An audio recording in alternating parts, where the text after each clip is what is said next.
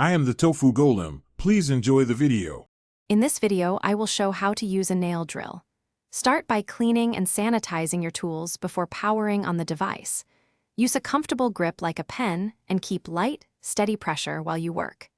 Begin with low speed to learn bit behavior, then increase gradually as needed. Practice filing on a tip before moving to the nail to avoid unintentional damage. Choose bits matched to the job and your experience level, and adjust RPMs based on material. For natural nails, use gentle bits and lower speeds, while acrylics tolerate more aggressive settings. Always secure good lighting and dust extraction to keep the workspace clean. Move the drill as you would a hand file, using smooth strokes and minimal pressure. Regularly, check bit fit to prevent wobble and vibration during use. Use controlled, short passes and avoid staying in one spot to prevent heat and overthinning.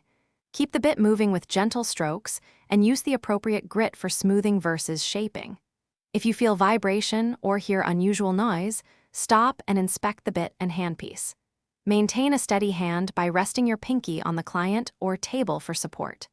Clean bits after each use and store them safely. Thanks for watching. Consider subscribing if we helped you today.